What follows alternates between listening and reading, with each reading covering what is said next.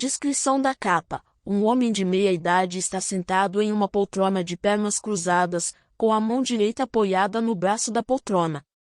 A foto está em preto e branco, mas podemos perceber que o homem tem cabelos grisalhos e marcas de expressões em seu rosto, a sua boca está um pouco aberta e ele olha para frente com uma expressão de neutralidade acolhedora. O homem está usando óculos ovais de armação fina, uma blusa social e um casaco de tecido grosso por cima. Ao lado dele existe uma pilha de livros onde podemos observar títulos como The Rainbow Stories e nomes de autores como Peter Hobb, embora a maior parte dos títulos estejam embaçados pela pouca iluminação ou foram cortados pela metade devido à forma como a fotografia foi tirada. Em cima do peito do homem existe a forma de um retângulo verde, sinalizando em fonte preta o título do livro e cartas a um jovem terapeuta. Acima do título existe uma faixa preta e em letras brancas está o nome do autor e Contardo Caligari e abaixo do título está localizado em fonte menor e na cor preta o subtítulo e reflexões para psicoterapeutas, aspirantes e curiosos. Capítulo 1 – Vocação profissional. Meu jovem amigo. Imagino que você ainda não tenha decidido qual será a sua profissão. Você estaria procurando neste livro alguma indicação para descobrir se quer mesmo se tornar psicoterapeuta. E estaria perguntando, antes de começar uma formação que vai durar no mínimo uma década e custar uma nota preta, será que há como saber se tenho o que é preciso para dar certo? É uma ótima pergunta. Para ser um bom psicoterapeuta, é útil que a gente possua alguns traços de caráter ou de personalidade que, dito aqui entre nós, dificilmente podem ser adquiridos no decorrer da formação, melhor mesmo que eles estejam com você desde o começo. Um exemplo, só para começar. Meu pai era médico, internista e cardiologista, mas funcionava, para muitos de seus pacientes, como médico da família. A cada ano, no Natal, na Páscoa e no dia de São José, ele se chamava Giuseppe, nossa casa se enchia de presentes. Mas enchia mesmo, a sala era abarrotada de caixas de vinhos e licores, panetones, doces, cestas de frutas exóticas, sem contar a prataria e os objetos variados de decoração, as canetas, as agendas e os conjuntos para a escrivaninha. Nos últimos dias antes da festa, a campainha não parava de tocar. Nós, crianças, tínhamos a função e o privilégio de abrir os pacotes, deixando cuidadosamente os cartões que os acompanhavam, para que meu pai pudesse responder agradecendo. Pois é, se eu tivesse escolhido a profissão de psicanalista e psicoterapeuta para receber a mesma variedade e fartura de presentes, minha vida seria um fracasso.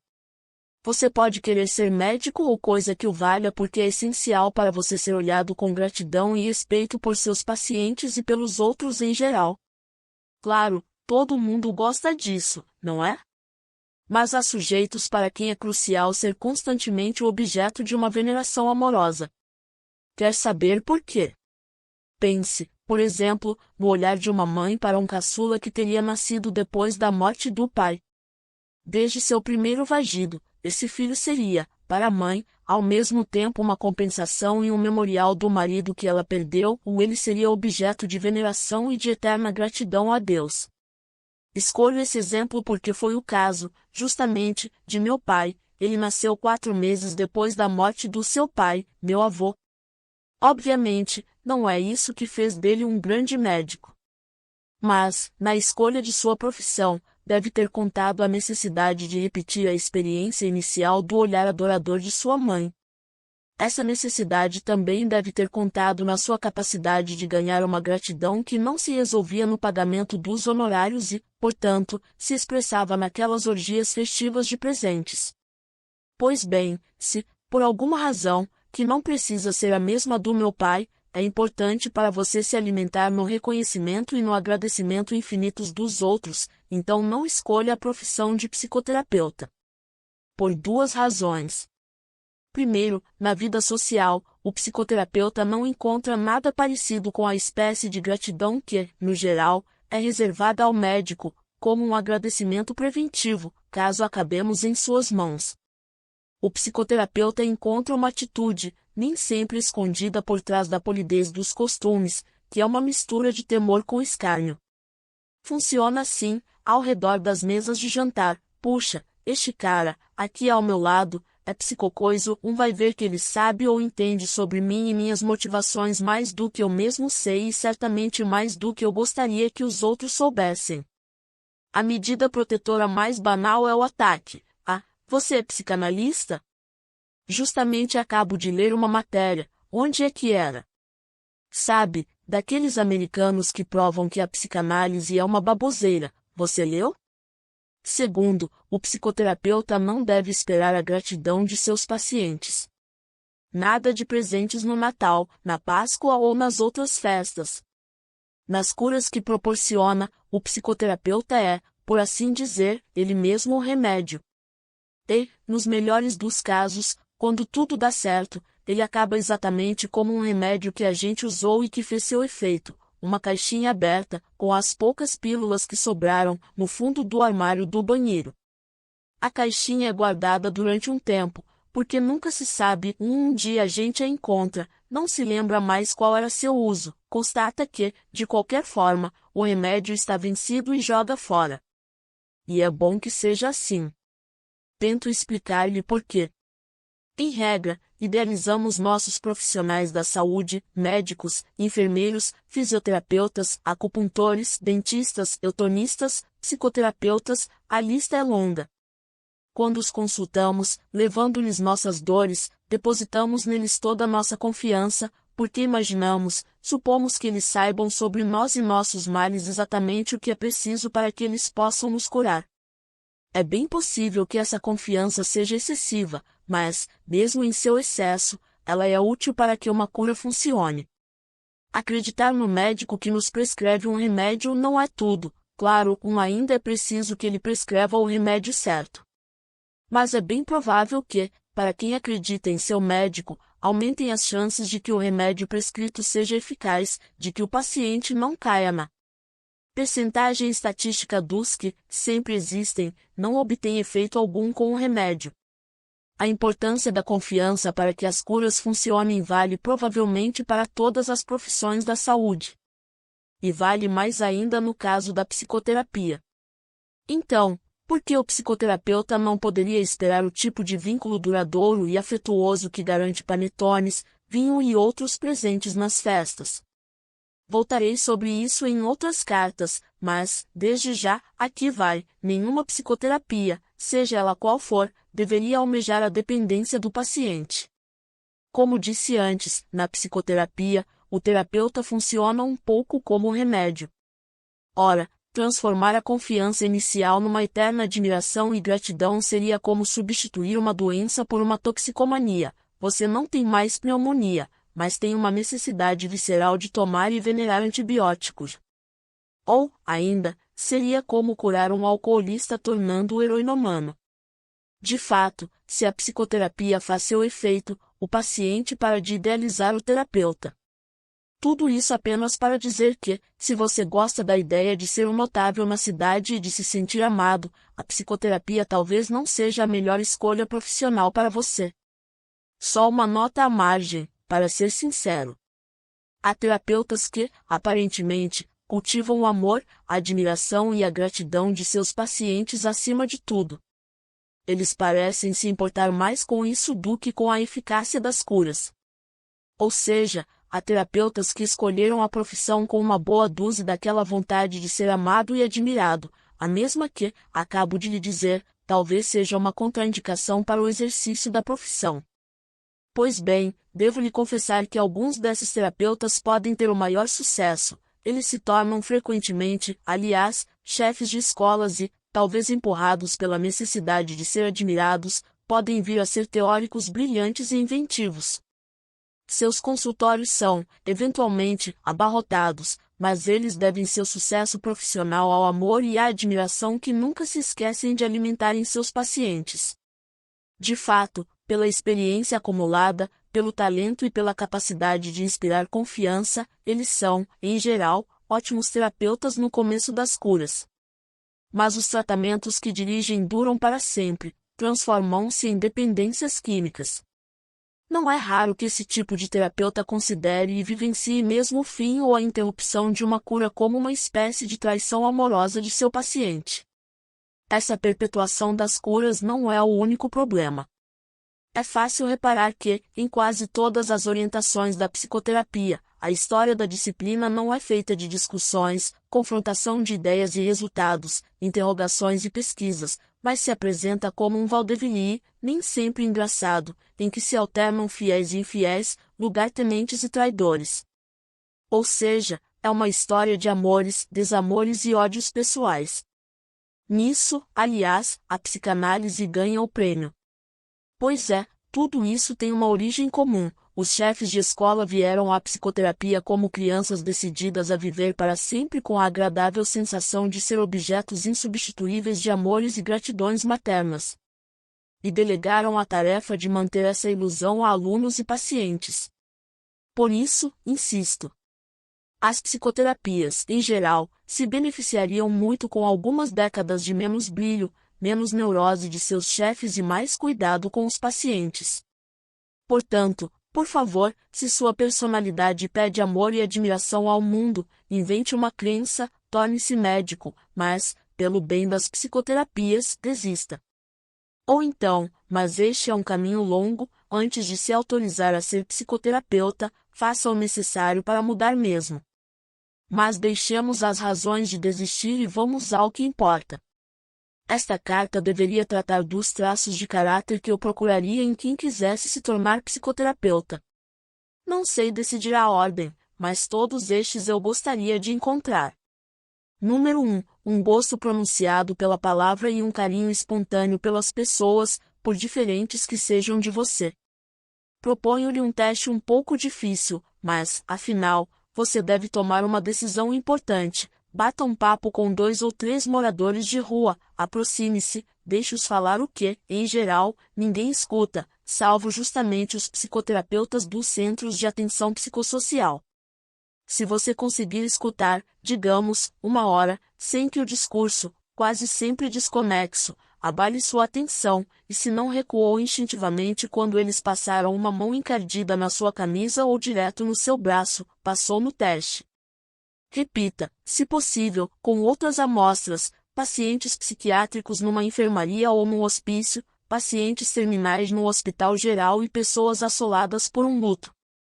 Sei, claro, que são provas que podem parecer estranhas e extremas, sugeridas por alguém, no caso, que tem desde sempre uma simpatia, se não uma atração, pelas sarjetas do mundo. Mas minha intenção é prevenir. Veja bem, eu me formei numa escola de gente engravatada ou, então, alardeando camisas de seda modelo Revolução Cultural Chinesa. Alguns anos depois de ter começado minha prática de psicanalista, decidi trabalhar durante um tempo, foram 2 anos, num IME, Instituto Médico Educativo, do norte da França, em Le Havre. Eu seria terapeuta de crianças que só tinham em comum o traço seguinte: todos, os pais, a assistência social, a escola, haviam desistido delas. Durante a visita preliminar para obter um emprego, sentei no pátio da instituição, contemplando a estranha agitação ao meu redor. De repente, um menino, bonito e inquietante pelo olhar esbugalhado, veio até mim, subiu no meu colo, eu pensei, legal, ele me acha simpático, não é? E começou a comer meu rosto. Não eram mordidas, eram chupadas largas, de boca aberta, nos olhos, no nariz, nas bochechas. Num instante, minha cara estava coberta de uma saliva espessa que tinha o cheiro e o gosto inconfundíveis de café com leite, ruim como só a instituição psiquiátrica consegue fazer. Durou uma eternidade, e eu deixei, até que ele mesmo, talvez estranhando que eu não o afastasse nauseado, parou e ficou me olhando.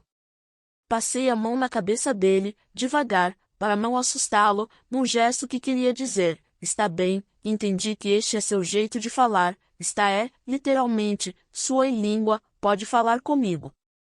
O diretor da instituição, que estava sentado ao meu lado, comentou: bom, acho que você foi aprovado. E pensei o seguinte: isso deveria ter acontecido comigo muito tempo atrás, antes de começar minha formação, quando ainda daria para desistir. Por sorte, passei nesse teste tardio.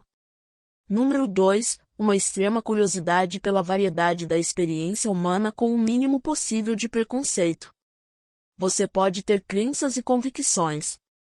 Aliás, é ótimo que as tenha, mas, se essas convicções acarretam aprovação ou desaprovação morais preconcebidas das condutas humanas, sua chance de ser um bom psicoterapeuta é muito reduzida, para não dizer nula. Explico melhor. Você pode ser religioso, acreditar em Deus, numa revelação e mesmo numa ordem do mundo. No entanto, se essa fé comportar para você uma noção do bem e do mal que lhe permite saber de antemão quais condutas humanas são louváveis e quais condenáveis, por favor, abstenha-se, seu trabalho de psicoterapeuta será desastroso.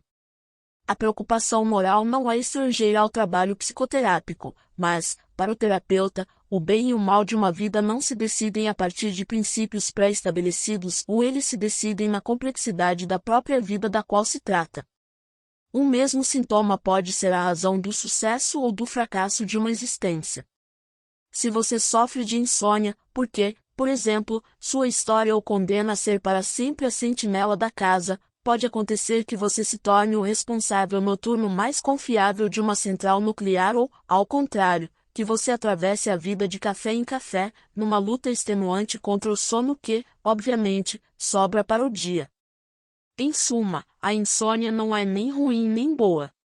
Agora aplique a mesma ideia ao caso de uma preferência ou de uma fantasia sexual e entenderá que um terapeuta que tivesse um juízo moral preconcebido sobre a tal fantasia ou preferência não teria condição de respeitar a singularidade de seu paciente. Você poderia perguntar, mas será que não há condutas que eu posso julgar desprezíveis, seja qual for seu lugar, origem e função na vida de meu paciente? O que faço, se meu trisavô era Zumbi dos Palmares, e alguém se apresenta, me conta que odeia negros e orientais, acredita na supremacia da raça branca e quer ajuda porque, o exemplo é real, só consegue desejar corpos dessas outras raças? Pois bem, de duas uma, ou você pode escutar esse paciente sem juízo moral preconcebido, mas sem, mesmo, ou, então, é um limite, um caso do qual você não pode se ocupar. Encaminhe para outro terapeuta que talvez tenha limites diferentes. É fácil entender que, se você tiver opiniões morais prontas sobre a metade dos atos possíveis nesta terra, é melhor deixar a profissão de terapeuta para quem tem mais indulgência pela variedade da experiência humana. Número 3. Este ponto é controvertido. Além de uma grande e indulgente curiosidade pela variedade da experiência humana, eu gostaria que o futuro terapeuta já tivesse, nessa variedade, uma certa quilometragem rodada. Claro, sei que Freud era, ao que parece, bem certinho, e isso não impediu que ele se tornasse capaz de lidar como terapeuta, e não como moralista, com sintomas e fantasias sexuais que sua época condenava radicalmente. Também não impediu a descoberta da existência da sexualidade infantil, da qual ninguém queria sequer ouvir falar. Como ele conseguiu? É que, na sua própria análise, ou autoanálise que fosse, ele soube encontrar fantasias e desejos que não eram muito distantes dos que animam vidas estranhas e reprovadas socialmente. Ele aprendeu, em suma, que é difícil, se não impossível, encontrar desvios e pelos quais ao menos uma parte de nossa mente não se tenha engajado em algum momento. Porque qualquer terapeuta não faria o mesmo. Acontece que duvido que a coragem analítica de Freud possa ser compartilhada por muitos. Por isso, prefiro contar com a experiência efetiva, ou seja, gostaria que a capacidade de considerar a variedade das vidas e das condutas com carinho e indulgência viesse ao terapeuta da variedade animada e de sua própria vida. No caso de Freud, essa exigência teria sido inútil e enganosa. Mas, como considero Freud uma exceção, na hora de escolher um terapeuta, minha preferência iria para alguém que não fosse um cartão postal do conformismo. Portanto, se você estiver hesitando em escolher a profissão de psicoterapeuta só porque, por uma razão qualquer, você não é um modelo de normalidade, esqueça essa preocupação. Claro, é possível que você ainda encontre no seu caminho instituições de formação muito preocupadas em não comprometer sua aura de respeitabilidade social. Até pouco tempo atrás, Por exemplo, havia instituto de formação de psicanalistas que consideravam que um ou uma psicanalista não poderiam ser homossexuais. A justificativa era que os tais sujeitos não teriam chegado à suposta imaturidade genital, ou seja, aquele estágio, mas seria melhor dizer aquele estado, da sexualidade em que as pessoas transariam só para fazer filhos, direitinho. Provavelmente tratava-se sobretudo de fazer bonito aos olhos da sociedade bem pensante, cujos membros são, afinal, os melhores e pacientes, ou seja, neste caso, aqueles que podem pagar mais. A prova disso é que os mesmos institutos, durante anos, recusaram dar formação a candidato que tivessem algum tipo de deformidade física. Diziam que os defeitos visíveis impediriam que os pacientes idealizassem seu terapeuta, como é necessário que aconteça inicialmente, para que a cura funcione. Os psicanalistas eram, no começo da história da psicanálise, um bando de tipos excêntricos, marginais da medicina e das ciências sociais. Entende-se que alguns ficassem ansiosos em ganhar cartas de recomendação para os clubes dos notáveis, normais e bonitos. Mas não se entende que essa fachada de normalidade possa ser, hoje, um critério na hora de selecionar candidatos para a formação. Enfim, se sua vida sexual for um pouco colorida e você esbarrar numa instituição que condena seu desejo, não hesite, passe longe, siga em frente e procure outra instituição. Lembre-se de duas coisas. Primeiro, um psicoterapeuta, e ainda mais um psicanalista, que define uma conduta como desvio e não fala em nome da psicoterapia e ainda menos em nome da psicanálise. Ele fala quer seja em nome de seu anseio de normalidade social, quer seja em nome de seu esforço para reprimir nele mesmo o desejo que parece condenar. Segundo, e mais geral, quem estigmatiza categorias universais, como os homossexuais, os sadomasoquistas, os exibicionistas etc., é um atacadista, enquanto a psicanálise trabalha no varejo. A fantasia e o desejo só encontram seu sentido nas vidas singulares. Número 4. O quarto e último traço que gostaria de encontrar no futuro psicoterapeuta é uma boa dose de sofrimento psíquico. Desaconselho a profissão a quem está muito bem, obrigado, por duas razões. Primeiro, uma parte essencial da formação de um terapeuta que trabalhará com as motivações conscientes ou inconscientes de seus pacientes consiste no seguinte: o futuro terapeuta deve, ele mesmo, ser paciente durante um bom tempo. Certo, é possível, aparentemente, submeter-se a uma terapia ou a uma psicanálise só por razões didáticas, para aprender o método ou, como dizem alguns, para se conhecer melhor. Mas insisto no aparentemente, pois, de fato, é improvável que uma psicanálise aconteça sem que um sofrimento reconhecido motive o paciente. O processo não é necessariamente desagradável, mas pede uma determinação e uma coragem que podem falhar mais facilmente em quem não precisa de tratamento. Por que diabo me aventurarei a explorar os porões de minha cabeça, lugares mal cheirosos e arriscados, se eu não for empurrado pela vontade de resolver um conflito, acalmar um sintoma e conseguir viver melhor? Uma terapia puramente didática é geralmente uma simulação de terapia. E eis uma segunda razão para preferir que o futuro psicoterapeuta traga consigo uma boa dose de sofrimento psíquico e precise se curar. Durante os anos de sua prática clínica, no futuro, muitas vezes você duvidará da eficácia de seu trabalho. Encontrará pacientes que não melhoram, agarrados a seus sintomas mais dolorosos como um náufrago a um salva-vida, viverá momentos consternados em que as palavras que lhe ocorrerão parecerão alfinetes de brinquedo agitados em vão contra forças imensamente superiores. Nesses momentos, que, acredite, serão frequentes, será bom lembrar que você sabe mesmo, e não só pelos livros, que sua prática adianta. Sabe por que a prática que você propõe a seus pacientes já curou ao menos você. Resumindo, meu jovem amigo que pensa em ser terapeuta, se você sofre, se seus desejos são um pouco, ou mesmo muito, estranhos, se, graças à sua estranheza, você contempla com carinho e sem julgar, ou quase, a variedade das condutas humanas, se gosta da palavra e se não é animado pelo projeto de se tornar um notável de sua comunidade, amado e respeitado pela vida fora, então, bem-vindo ao clube, talvez a psicoterapia seja uma profissão para você. Abraço.